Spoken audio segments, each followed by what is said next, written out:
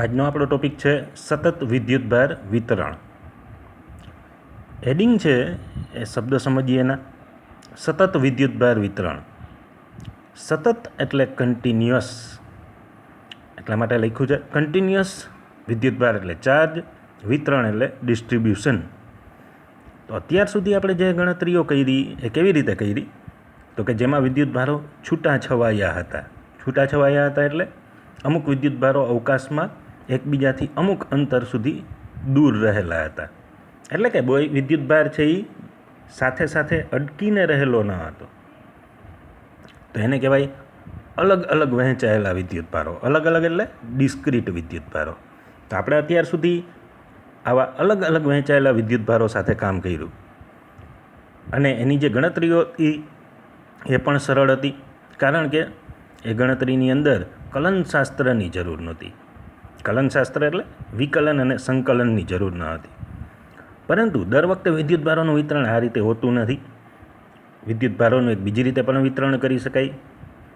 વિદ્યુતભારો છે એને સતત રીતે વિતરિત કરી શકાય. સતત રીતે એટલે વિદ્યુતભારો એકબીજાની ખૂબ જ નજીક હોય અને એકબીજા સાથે એકદમ ટચ થાય એવી અવસ્થામાં હોય એવું કોઈ વિતરણ આપણે વિચારીએ તો એને કહેશું વિદ્યુતભારનું સતત વિતરણ.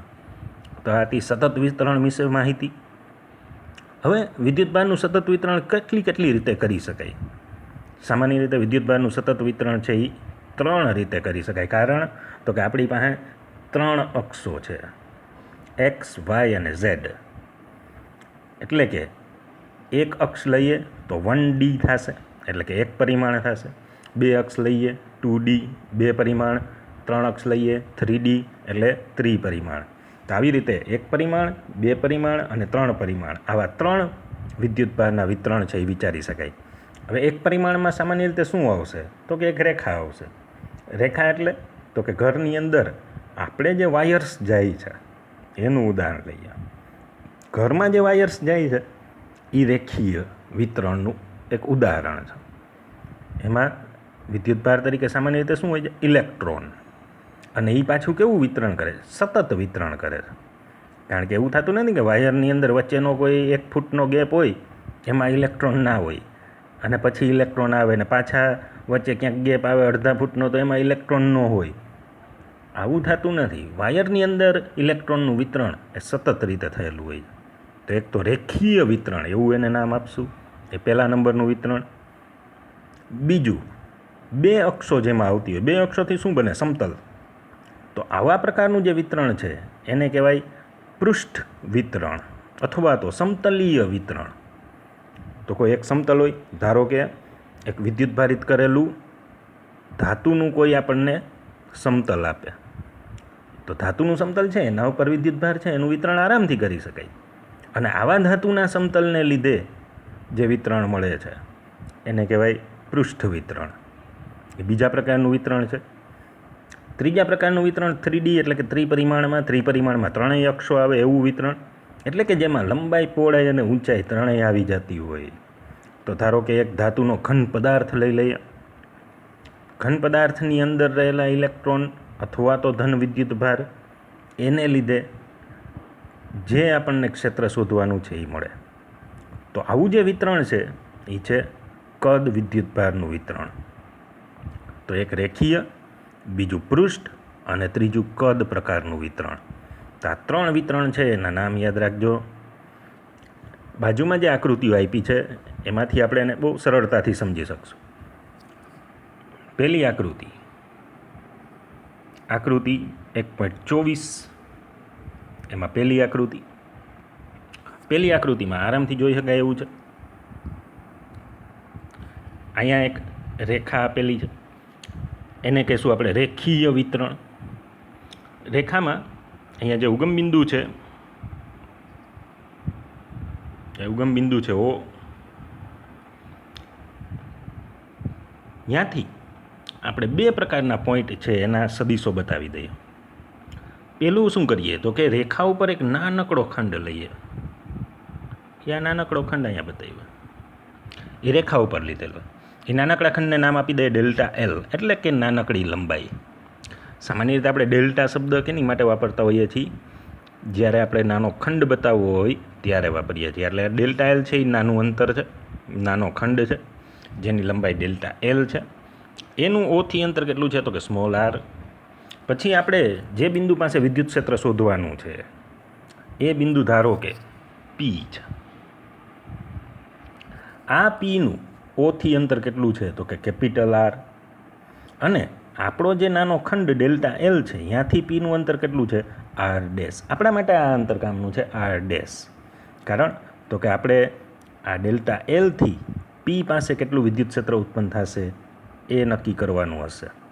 એટલા માટે આપણી માટે અંતર કામનું છે આપેલા ખંડથી પીનું અંતર. તો આ પેલી આકૃતિ છે, એને અનુલક્ષીને ગણતરીઓ કેવી રીતે કરી શકાય.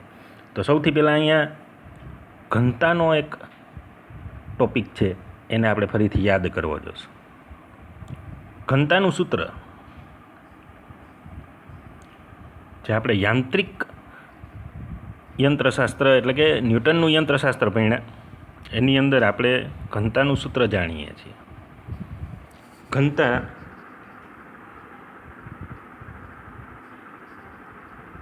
બરાબર દળના છેદમાં કદ, આવું એક સૂત્ર હતું. ઘનતા એટલે દળના છેદમાં કદ. એ ઘનતાને આપણે કેનાથી બતાવતા હતા? રોથી. દળને એમથી ભાંગ્યા કદ એને આપણે બતાવતા હતા વીથી. આ સૂત્ર છે એને ખાસ ધ્યાનમાં રાખવું. આ સૂત્ર ઉપરથી આ ત્રણ પ્રકારના વિદ્યુતભાર વિતરણ માટેના સૂત્ર આરામથી બની જશે. આની અંદર એક જ પ્રકારનો ફેરફાર કરવાનો છે. એ ફેરફાર કયો છે એ હમણાં આપણે જોઈએ. ન્યૂટનના યંત્રશાસ્ત્રની અંદર સૌથી પાયાની બાબત હતી દળ. એટલા માટે અહીંયા સૂત્રમાં દેખાય છે દળ. જ્યારે વિદ્યુતની અંદર પાયાની બાબત છે વિદ્યુત ભાર. એટલે જ્યારે પણ વિદ્યુત ભારની ઘનતાની વાત કરશું ત્યારે એમાં આવશે દળની બદલે વિદ્યુત ભાર. તો આટલું મગજમાં રાખવું. એનાથી આગળ પહેલી થિયરી એટલે કે પહેલું સૂત્ર કેનું આપ્યું છે એ આપણે જોઈ લઈએ. પહેલું સૂત્ર બુકની અંદર તમને એ બીજું આપ્યું છે પણ આપણે એને પહેલેથી લઈએ. તો પહેલું સૂત્ર છે એ કેનું આપ્યું છે? રેખીય વિદ્યુતભાર ઘનતાનું. તો રેખીય વિદ્યુતભાર ઘનતાનું સૂત્ર હમણાં આપણે કોમન જોયું કેવું થશે? દળના છેદમાં કદ. પણ અહીંયા કેની વાત કરવાની? વિદ્યુતભારની. તો રેખીય વિદ્યુતભાર ઘનતાનું સૂત્ર કેવું થશે? તો કે રેખીય વિદ્યુતભાર ઘનતા ઇઝ ઇક્વલ ટુ દળની બદલે શું લેવાનું? વિદ્યુતભારના છેદમાં. હવે શું લેવું? કદ લેવું? નહીં, કદ નહીં લેવાનું. કારણ તો કે અહીંયા છે રેખીય ઘનતાની વાત. અને રેખીય ઘનતાની વાત આવે ત્યારે કદની બદલે આવશે લંબાઈ. એટલા માટે આનું કોમન સૂત્ર શું થશે? રેખીય વિદ્યુતભાર ઘનતા બરાબર વિદ્યુતભારના છેદમાં લંબાઈ. હવે આપણે સૂત્ર બુકની અંદર છે એ જોઈએ. રેખીય વિદ્યુતભાર ઘનતાને કેનાથી બતાવ્યું છે? લેમડાથી બતાવેલું છે. એના બરાબર વિદ્યુતભાર એટલે ડેલ્ટા ક્યુ. તો આપણે જે હમણાં આકૃતિ જોઈ એમાં જે નાનકડો ખંડ લીધો તો ડેલ્ટા એલ, એના ઉપર ધારો કે ડેલ્ટા ક્યુ જેટલો વિદ્યુતભાર છે. એટલે વિદ્યુતભાર ડેલ્ટા ક્યુ ના છેદમાં લંબાઈ. તો હવે સૂત્ર ઉપરથી સમજીએ ગઈ લંબાઈ એટલે ડેલ્ટા એલ. તો વિદ્યુતભાર ઘનતા રેખીય પ્રકારની હોય ત્યારે એને હંમેશા લેમડાથી દર્શાવશું. એ થશે ડેલ્ટા ક્યુ ના છેદમાં ડેલ્ટા એલ. તો આ પહેલા પ્રકારની ઘનતા. આ ઘનતાનો એકમ કેવો થશે? તો કે ડેલ્ટા ક્યુ એટલે વિદ્યુતભારનો એકમ છે કુલમ. ના છેદમાં ડેલ્ટા એલ શું છે? લંબાઈ. તો લંબાઈનો એકમ છે મીટર. તો વિદ્યુતભાર ઘનતાનો એકમ થશે કુલંબ પ્રતિ મીટર. પહેલા પ્રકારની જે થિયરી છે એવી જ આગળની બે થિયરીઓ છે, ખાલી આકૃતિ એની અલગ છે. તો બાજુમાં આકૃતિ છે એ આપેલી છે, એને આપણે જોઈ લઈએ. બીજા પ્રકારની ઘનતાની વાત કરીએ એની માટે બીજી આકૃતિ.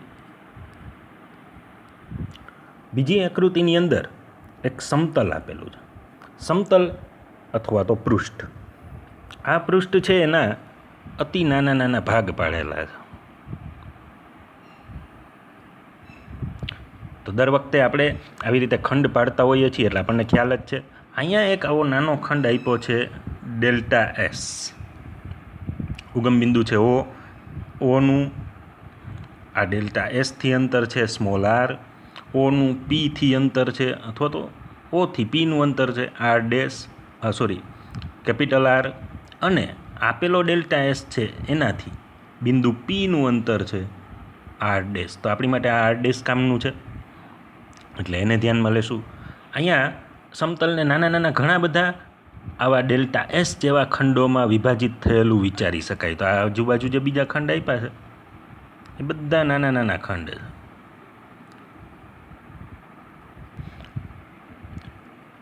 તો આ જે આકૃતિ છે એના ઉપરથી આપણે બીજા પ્રકારની ઘનતાનું સૂત્ર વિચારીએ. તો હવે બીજા પ્રકારની ઘનતાનું સૂત્ર કેવું થશે? એને આપણે નામ આપશું વિદ્યુત ભારની પૃષ્ઠ ઘનતા. અને વિદ્યુત ભારની પૃષ્ઠ ઘનતા હોય એને હંમેશા કેનાથી દર્શાવાય? તો કે વિદ્યુત ભારની પૃષ્ઠ ઘનતાને સિગ્માથી દર્શાવાય. તો અહીંયા સૂત્ર થઈ જાય સિગ્મા એટલે વિદ્યુત ભારની પૃષ્ઠ ઘનતા. આગળ જે રેખીય ઘનતા હતી એના કરતાં આ સૂત્રમાં કેવો ફેરફાર થશે? તો કે આમાં પણ સૂત્ર આવશે વિદ્યુત ભારના છેદમાં, ઓલામાં હતું લંબાઈ પણ આમાં તો ક્ષેત્રફળ છે એટલે શું આવશે? ના છેદમાં ક્ષેત્રફળ. તો વિદ્યુતભારની પૃષ્ઠ ઘનતાનું સૂત્ર વિદ્યુતભાર ના છેદમાં ક્ષેત્રફળ. એના ઉપરથી આ સૂત્ર બનાવેલું છે વિદ્યુતભારની પૃષ્ઠ ઘનતા સિગ્મા બરાબર વિદ્યુતભાર એટલે ડેલ્ટા ક્યુ ના છેદમાં ક્ષેત્રફળ એટલે ડેલ્ટા એસ. હવે એનો એકમ જોઈ લઈએ. તો એનો એકમ થશે વિદ્યુતભાર એટલે કુલમ પ્રતિ ડેલ્ટા એસ એટલે ક્ષેત્રફળ, એનો એકમ મીટર સ્ક્વેર.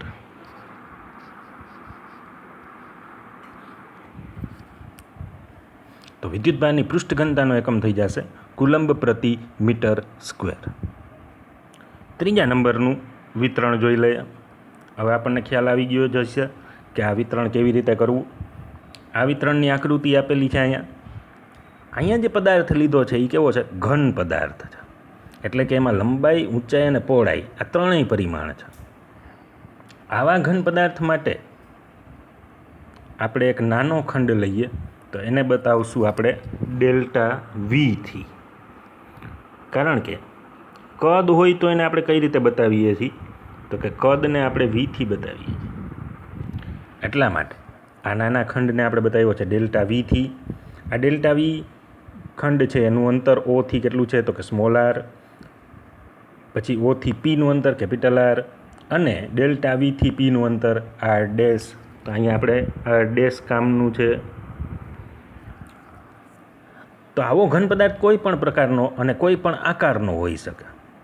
દાખલા તરીકે એક પથ્થર હોય જે અનિયમિત આકારનો હોય એવા આકારનો પણ હોઈ શકે. અહીંયા બુકની અંદર આવો જ ઘન પદાર્થ બતાવ્યો જે પથ્થર જેવા અનિયમિત આકારનો છે, પણ એનાથી કંઈ ફેર નહીં પડે. આપણે નાનો કદ ખંડ લેશું ડેલ્ટા વી, એવા નાના નાના ખંડોમાં એને વિભાજિત કરી દઈશું. તો ત્રીજું સૂત્ર કદ વિદ્યુતભાર ઘનતાનું સૂત્ર.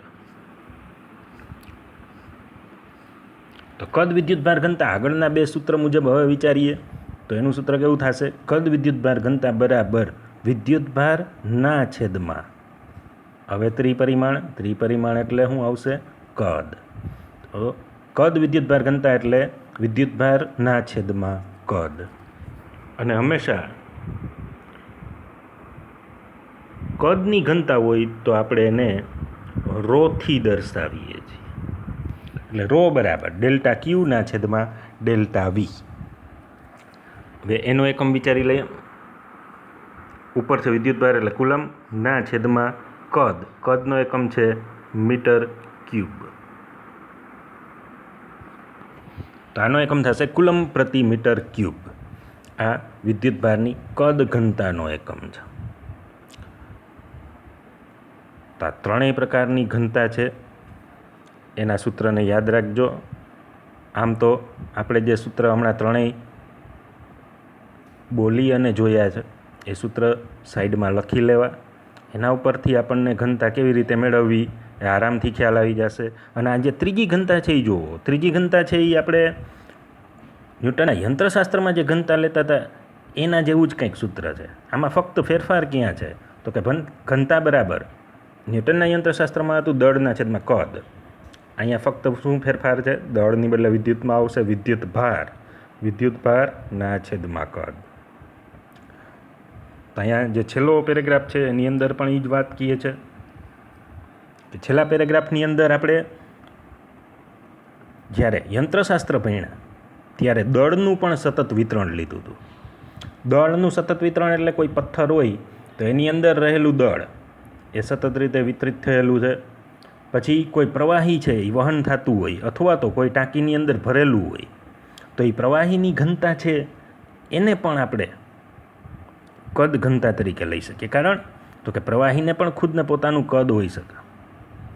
તો આમ આપણે આના અલગ અલગ આવા વિચારો કરી શકીએ અને એના ઉપરથી આપેલા બિંદુએ વિદ્યુત ક્ષેત્ર શોધવું તો કઈ રીતે શોધવું એ નેક્સ્ટ ટોપિક અથવા તો પેરેગ્રાફની અંદર આપ્યું છે.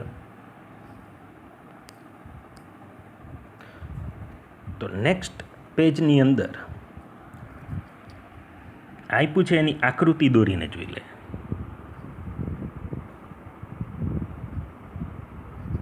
અહીંયા આપણને એવું આપેલું છે કે ધારો કે અવકાશની અંદર સતત રીતે વિદ્યુતભાર વિતરણ ધરાવતા હોય એવા કોઈ વિભાગનો વિચાર કરો. અવકાશમાં સતત રીતે ધારો કે અહીંયા એક આવો અનિયમિત ઘન છે એ અવકાશમાં રહેલો છે અને એના ઉપર સતત રીતે વિદ્યુતભારનું વિતરણ થયેલું છે.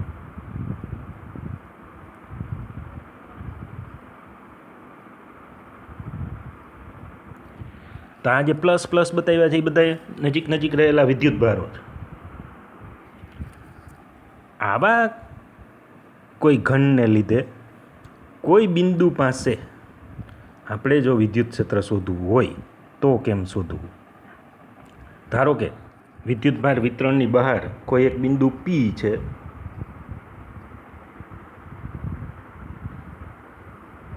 આ પી બિંદુ પાસે આપણે વિદ્યુત ક્ષેત્ર શોધવું છે. તો અહીંયાથી એટલે કે પીથી કોઈ કદખંડ આપણે લઈએ. ધારો કે આટલો કદખંડ લઈએ. એ કદખંડને કંઈક નામ આપી દઈએ. ધારો કે એને નામ આપી દઈએ ડેલ્ટા વી. આ પીથી ડેલ્ટા વી એનું અંતર છે ધારો કે આર ડેશ જેટલું. તો આમાં વિદ્યુત ક્ષેત્ર કેમ મળશે? હવે વિદ્યુત ક્ષેત્રનું સૂત્ર છે એ અતિ કોમન છે આપણી માટે, આગળ પણ આવી ગયું છે ઘણીવાર. એનું સૂત્ર કેવું હતું? ઈ બરાબર કે ક્યુના છેદમાં આરનો વર્ગ. અહીંયા પણ એ જ સૂત્ર વાપરવાનું છે. તો અહીંયા ફક્ત વિચાર એનો કરવાનો છે કે આ સતત પ્રકારનું વિતરણ છે વિદ્યુતભારનું અને પાછું કેના ઉપર છે? તો ઘન ઉપર. એટલા માટે અહીંયા જે ઘનતા લેવાની છે એ કઈ લેવાની છે? તો કે વિદ્યુતભારની કદ ઘનતા લેવાની છે. એટલે કે આ જે આપેલું વિતરણ છે એની ઘનતા કેટલી છે?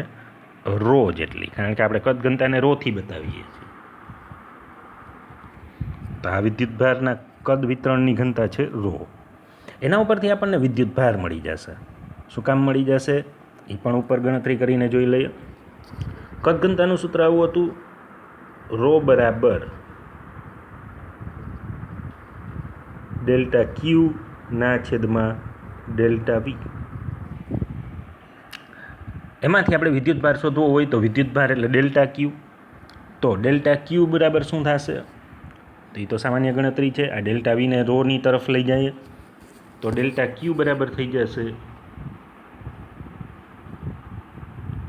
રો ગુણ્યા ડેલ્ટા વી.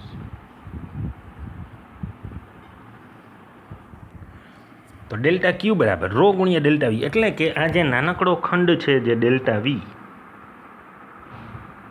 એના ઉપર આ ડેલ્ટા ક્યુ જેટલો વિદ્યુતભાર છે.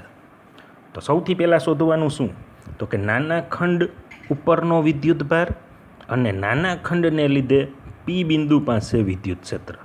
પછી આવા તો ઘણા બધા ખંડો છે, એટલે આપણે કરવાનું શું, બધા આવા નાના નાના ખંડોને લીધે પી પાસે વિદ્યુત ક્ષેત્ર શોધવાનું અને પછી સંપાતપણાના સિદ્ધાંત ઉપરથી કુલ વિદ્યુત ક્ષેત્ર મેળવવા માટે આ બધા જ કદ ખંડો છે એને લીધે મળતા વિદ્યુત ક્ષેત્રનો સરવાળો કરવાનો. તો નેક્સ્ટ સ્ટેપમાં આપણે એ કરીએ, જે તમારે બુકની અંદર પણ સૂત્રથી બતાવ્યું છે. તો અહીંયા જે પહેલું સૂત્ર બતાવ્યું છે એ પહેલું સૂત્ર શું છે, તો કે નાનકડો કદખંડ ડેલ્ટા વી એને લીધે પી બિંદુ પાસે વિદ્યુત ક્ષેત્રનું સૂત્ર, અને એ જે વિદ્યુત ક્ષેત્ર છે એને બતાવ્યું છે ડેલ્ટા ઈથી.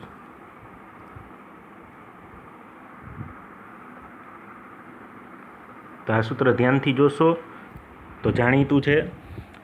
સૂત્ર કયું હતું આપણી પાસે, કે ક્યુના છેદમાં આરનો વર્ગ. જો આ સૂત્ર એના ઉપરથી જ બનેલું છે. ડેલ્ટા ઈ બરાબર કે આપણી પાસે વિદ્યુત ભાર કયો છે, તો કે ડેલ્ટા ક્યુ ના છેદમાં પીનું આપેલા કદખંડથી અંતર કેટલું હતું, તો કે આર ડેશ, એટલા માટે આર ડેશનો વર્ગ ડોટ એનો એકમ સદિશ એટલે કે આર ડેશ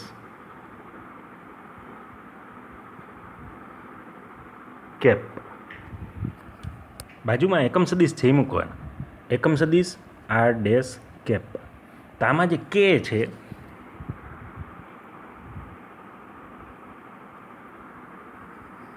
એની જગ્યાએ મૂક્યું છે 1/4πε0. આ ડેલ્ટા ક્યુ એનું હમણાં જ આપણે સૂત્ર જોયું, એનું સૂત્ર કેવું થશે, તો કે રો ડેલ્ટા વી. એટલા માટે આ સૂત્ર છે એ બુકની અંદર આપેલું છે, 1/4πε0 રો ડેલ્ટા વી ના છેદમાં આર ડેશનો વર્ગ ડોટ એકમ સદિશ આર ડેશ કેપ. પણ આ વિદ્યુત ક્ષેત્ર કેને લીધે મળ્યું છે, તો કે નાનકડા કદખંડ ડેલ્ટા વીને લીધે. હવે આવા બધા જ વિદ્યુત ક્ષેત્ર બધા જ કદખંડોને લીધે શોધવાના, અને પછી આ બધા વિદ્યુત ક્ષેત્રનો સંપાતપણાના સિદ્ધાંત મુજબ આપણે સરવાળો કરવાનો, અને પરિણામે આપણને મળશે કુલ વિદ્યુત ક્ષેત્ર. તો બુકની અંદર પરફેક્ટલી એની નીચે એક બીજું સૂત્ર આપેલું છે, એમાં શું કરેલું છે જુઓ, એ જ કરેલું છે. કુલ વિદ્યુત ક્ષેત્ર એને ફક્ત ઈથી બતાવ્યું છે. ઈ બરાબર કે એની બદલે અહીંયા શું વાપર્યું છે, 1/4πε0. સૂત્ર તો આગળનું છે એના જેવું જ, પણ અહીંયા બધાનો સરવાળો છે. તો સરવાળાને અહીંયા શેનાથી બતાવ્યો છે, સિગ્માથી. અને અહીંયા લખ્યું છે બધા ડેલ્ટા વી, એટલે કે બધા જે નાના નાના કદખંડો છે એની માટે વિદ્યુત ક્ષેત્રનો સરવાળો. વિદ્યુત ભાર કેટલો છે બધા ઉપર, તો કે રો ડેલ્ટા વી ના છેદમાં એનો એકમ સદિશ એનું સ્થાન સદિશ આર ડેશનો વર્ગ ડોટ એનો એકમ સદિશ આર ડેશ કેપ. તો આ જે સૂત્ર છે એ આપેલા બિંદુ પી પાસે આપેલા કદ વિતરણને લીધે મળતું કુલ વિદ્યુત ક્ષેત્ર, આ એનું સૂત્ર છે. બરાબર. પણ અહીંયા હજી આપણો કન્સેપ્ટ કેવો હોવો જોઈએ, તો કે આપણા કન્સેપ્ટની અંદર આ વિદ્યુત ભારો કેવા સતત રીતે પથરાયેલા છે. સતત રીતે પથરાયેલા હોય તો આ કદખંડને ખૂબ જ નાનો લેવો જોઈએ. કદખંડ એટલો નાનો લેવો જોઈએ કે લગભગ એ જીરોની નજીક હોય, પણ જીરો ના હોય. બરાબર, જીરોની નજીક હોય. એટલા માટે આપણે શું લેશું, લક્ષ લેશું. લક્ષને ઇંગ્લિશમાં આપણે શું કીધું, લિમિટ. તો અહીંયા લેશું આપણે limit delta V tends to 0. આવું એક લક્ષ લેશું. એટલા માટે અહીંયા આપ્યું છે ડેલ્ટા વી ટેન્ડ્સ ટુ 0 લઈએ, એટલે કે કદખંડને ખૂબ જ નાના લઈએ તો આવા અનેક હજારો લાખો કરોડો કદખંડ એ આપેલા નાનકડા કદની અંદર અથવા તો કદ વિતરણની અંદર હશે. અને આ બધાનો જો સરવાળો કરવા જઈએ અને એક એક ટર્મ્સ આપણે મૂકીએ તો આવા લાખો ટર્મ્સ છે એને પહેલાં શોધવા પડે અને પછી એનો સરવાળો કરવો પડે. જો આટલું આપણે કરવા બેસીએ તો આપણા વર્ષોના વર્ષો નીકળી જાય. તો આવું ના કરાય. તો શું કરવું જોઈએ, તો આ સિગ્માની બદલે અહીંયા સંકલન કરવું જોઈએ. એટલે અહીંયાથી તમારો સંકલનનો કન્સેપ્ટ ચાલુ થાય. તો સંકલન એટલે સતત સરવાળો. તો સંકલન એટલે સતત સરવાળો. તો આ સૂત્ર તમારી બુકની અંદર નથી આપ્યું, પણ આપણે સંકલનના સ્વરૂપમાં મૂકી જોઈએ તો કેવું થશે.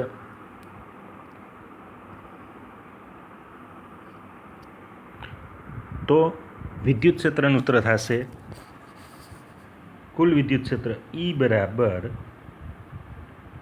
સંકલન 1/4πε0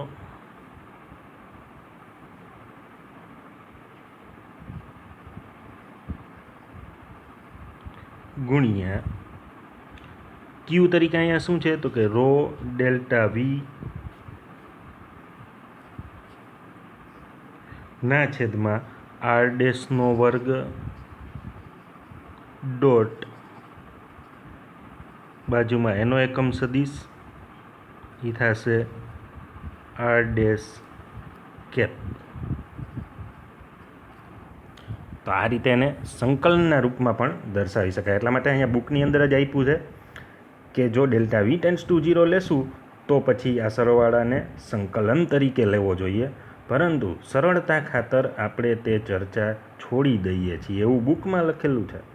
એટલે કે તમારી સરળતા ખાતર અહીંયા સંકલનનો તમારી બુકમાં ખાસ ઉપયોગ કરેલો નથી. એટલે સારું છે અને ખરાબ પણ છે. સારું શું કામ છે તો કે એનાથી આપણને ટોપિક છે બહુ સરળતાથી જ્યારે દાખલો આવે ત્યારે ગણી શકશું, અને સંકલનનો ઉપયોગ છે એ વચ્ચે વચ્ચે આવે છે ત્યારે એને પણ આપણે જોતા જશું. તો આમ કુલમનો નિયમ અને સંપાતપણાનો સિદ્ધાંત વાપરી અલગ અલગ એવું બુકની અંદર છેલ્લા પેરેગ્રાફમાં લખ્યું છે, અલગ અલગ અથવા સતત એટલે કે છૂટા છૂટા વિદ્યુતભાર હોય તોય, અને સતત એટલે નજીક નજીકમાં વિદ્યુતભાર હોય તો પણ, અથવા અંશતઃ અલગ એટલે કે થોડા થોડા છૂટા હોય, અને અંશતઃ સતત એટલે કે સતત હોય પણ થોડા થોડા અંતરે સતત હોય, એવા કોઈ પણ વિદ્યુતભાર વિતરણ માટે આ સૂત્ર દ્વારા વિદ્યુત ક્ષેત્ર મેળવી શકાય. તો આ લેક્ચરમાં આટલું. નેક્સ્ટ લેક્ચરમાં જોશું ગોસનો નિયમ.